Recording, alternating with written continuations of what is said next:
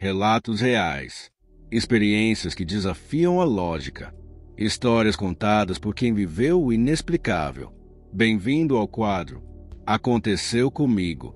Antes de começarmos, já aproveita para se inscrever no canal e deixar o seu like. Isso me ajuda a continuar trazendo essas histórias reais, sombrias, assustadoras e muitas vezes baseadas em lendas que circulam pelas profundezas da internet. Aqui no Assustador, o medo é sempre o convidado principal. Eu compartilho minha história com a esperança de que não zombem de mim e que acreditem no que vou contar. Também menciono que devo contá-la em 3 partes. Para começar a contá-la, precisamos voltar 60 anos, quando meu avô, Francisco, era apenas uma criança. Eu não o conheci. O que estou prestes a contar foi o que meu pai Pedro me contou. Este é o início. Era o ano de 1965, e a colônia onde Francisco vivia estava tão afastada do barulho do centro da cidade que às vezes, mesmo naquela época, dizia o avô, parecia um lugar esquecido no tempo. As ruas eram de terra e as casas modestas, mas eram cercadas por árvores e mato, até onde a vista alcançava. As crianças, como Francisco, caminhavam vários quilômetros até a escola todos os dias, rindo e brincando enquanto cruzavam os caminhos. Havia uma casa em particular que sempre chamava a atenção das crianças. Era uma casa velha, mas muito grande, com muros de pedra escurecidos pelos anos, e um jardim que parecia mais um pequeno bosque. Nessa casa vivia um menino muito estranho, a quem todos chamavam de Menino Monstro ou Menino Doido. Ninguém sabia seu verdadeiro nome. Ele era solitário e sempre estava no jardim, mas nunca brincava com as outras crianças. Quase sempre usava uma máscara de tecido que só deixava ver seus olhos escuros e seu cabelo longo. Às vezes vestia um lençol inteiro, muito sujo, que o cobria completamente, com apenas 2 buracos para os olhos, como um fantasma. Diziam que ele tinha 10 anos, mas sua altura superava a do irmão mais velho de Francisco. O menino nunca falava. Francisco e seus amigos às vezes tentavam cumprimentá-lo quando passavam, mas ele apenas os olhava em silêncio grudado na grade. Havia algo naqueles olhos que deixava todos desconfortáveis. Uma espécie de tristeza e raiva contidas que ninguém realmente entendia.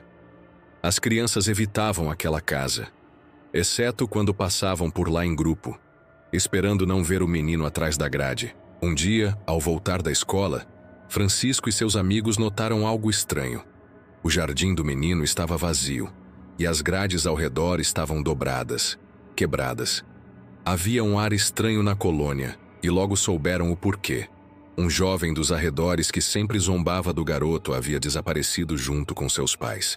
Esse menino de apenas 8 anos costumava ficar na frente da grade do jardim para provocar o garoto, mostrando-lhe doces e brinquedos que depois afastava de seu alcance, rindo. A história que se contava era aterradora.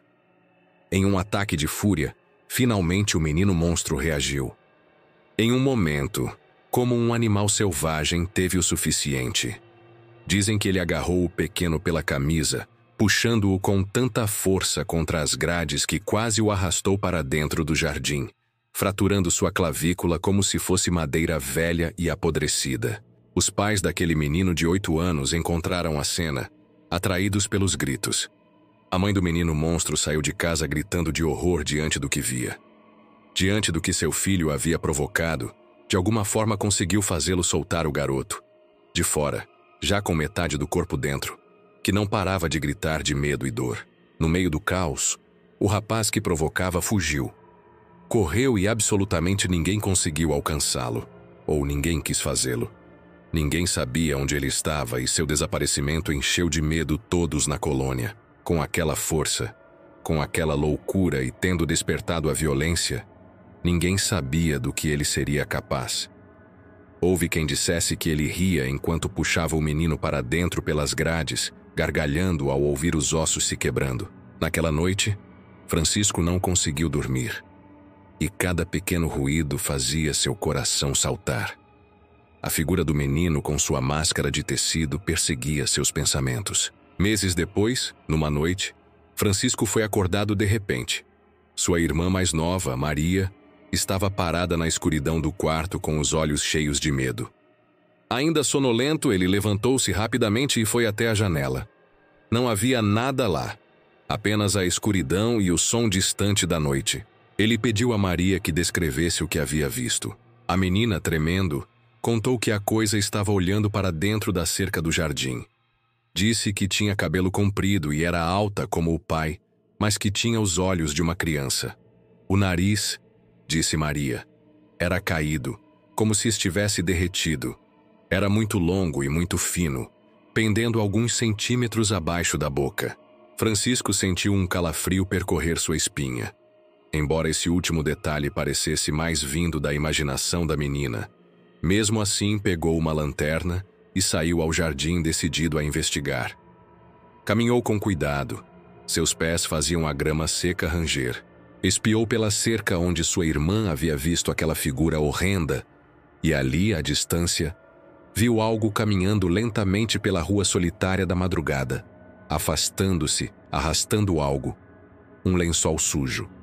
Aquela figura, embora mais alta e magra do que lembrava, era inconfundível. O menino havia voltado. Seus movimentos eram desajeitados, e a lua cheia iluminou brevemente seu rosto deformado antes de ele desaparecer na mata. O mistério sobre o menino ficou gravado na memória de Francisco.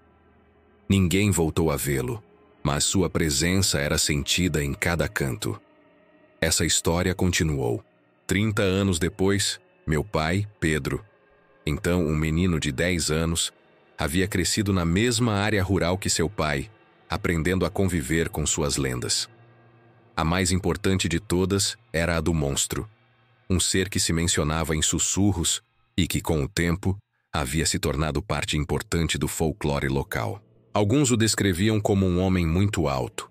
Alguns diziam que ele media cerca de 2 metros, enquanto outros afirmavam que sua altura era descomunal, bem maior que isso. Também diziam que tinha muito pouco cabelo, mas esse pouco que tinha era extremamente longo. Ele sempre usava uma máscara de tecido que só deixava ver seus olhos, que pareciam escurecidos pelo tempo. Pedro sempre acreditou que se tratava de uma lenda, uma história para assustar as crianças e mantê-las longe de certos lugares depois do anoitecer. Mas sua percepção mudou naquela noite. A noite em que tentou fugir de casa. Houve uma discussão muito forte, e Pedro, com o temperamento impulsivo de uma criança, decidiu que não podia mais suportar. Pegou uma pequena mochila, colocou algumas roupas e algo para comer e esperou que todos dormissem. Então, com muito cuidado, saiu de casa. A noite estava escura e a lua mal iluminava o caminho. Pedro avançava com passos rápidos, decidido a deixar para trás o que descrevia como uma vida triste. Caminhou durante o que lhe pareceram horas, até que chegou ao velho caminho de pedra que levava à parte mais afastada, à parte mais antiga, lá onde as luzes das casas desapareciam e o silêncio se tornava ainda mais profundo. Ele ouviu um barulho que o fez parar de repente. Um estalo de galhos, seguido de uma espécie de sussurro que parecia se arrastar com o vento. Pedro virou a cabeça procurando a origem do som e então o viu à distância. Uma figura alta e desajeitada se movia entre as árvores. Era alta demais para ser um homem normal, e seu andar era torto, quase antinatural, como se não soubesse andar. Ele não conseguia ver seu rosto. Não conseguia ver se usava aquela lendária máscara de tecido. O coração de Pedro começou a bater tão forte que ele sentiu que poderia ter um ataque cardíaco. As histórias que um dia ouvira ganharam vida em sua mente. A figura parou, levantou a cabeça e seus olhos escurecidos e profundos encontraram os do meu pai. O medo percorreu seu corpo em uma descarga de adrenalina e por um momento ele ficou paralisado de terror. A figura correu atrás de Pedro, que se virou e correu tão rápido quanto pôde sem olhar para trás. Os sons do seu coração, de seus próprios passos e de sua respiração ofegante eram tudo o que conseguia ouvir. Já não sabia se aquela coisa o seguia, mas não se atrevia a parar. Desesperado, começou a procurar casas onde pudesse se esconder, mas não havia uma única luz acesa, nem um único sinal de vida. Finalmente, ao longe, viu um pequeno carrinho sendo empurrado por uma figura magra e outra de 4 patas que o seguia. Correu em direção a eles com todas as suas forças e, ao se aproximar, viu que era um rapazinho que não chegava aos 13 anos empurrando um carrinho de cachorro-quente. O que o seguia era seu cachorro, um animalzinho tão magro quanto seu dono. Meu pai pediu ajuda e o menino olhou por sobre o ombro de Pedro, viu aquela figura alta se aproximando e deixou o carrinho ali. Correram os 3 juntos até um terreno baldio totalmente escuro. Meu pai disse que não estariam seguros ali, mas o menino respondeu que, se aquela coisa estivesse atrás deles, não estariam seguros em nenhum lugar. Tinham que confiar que ela não os descobrisse. Enfiaram-se entre alguns entulhos e se cobriram com papelões molhados. Apesar da escuridão, puderam notar aquela figura enorme caminhando pela rua e depois virar em sua direção, como se pudesse farejar, como se pudesse senti-los. A figura começou a levantar papelões, procurando por eles. Pedro não parava de olhar. Ele era muito alto e parecia só ossos, um cadáver andando, e aquele cheiro horrível que se cravava no nariz de Pedro o fazia saber que nada daquilo era um sonho. Quando estava prestes a chegar até eles, o cachorro saiu correndo dali. A coisa correu atrás dele. Depois de alguns segundos, Pedro e o jovem saíram de entre o entulho. Pedro perguntou pelo cachorro e o jovem disse que ele ficaria bem, que encontraria o caminho de casa como sempre. O jovem simplesmente voltou para seu carrinho e se preparou para seguir seu caminho na direção oposta à casa de Pedro. Quando Pedro perguntou sobre aquela coisa, o jovem respondeu: "É o que resta dele. O monstro morreu há muito tempo." Pedro viu que haviam encontrado seu corpo grande perto do caminho de terra, onde termina o pomar, meio enterrado pelo tempo. Já estava seco, mas ainda podia ser reconhecido, e o enterraram. "Isso que anda por aqui, quem sabe o que é agora", disse o jovem. Aquele foi o encontro que mudou a ideia de Pedro sobre as lendas.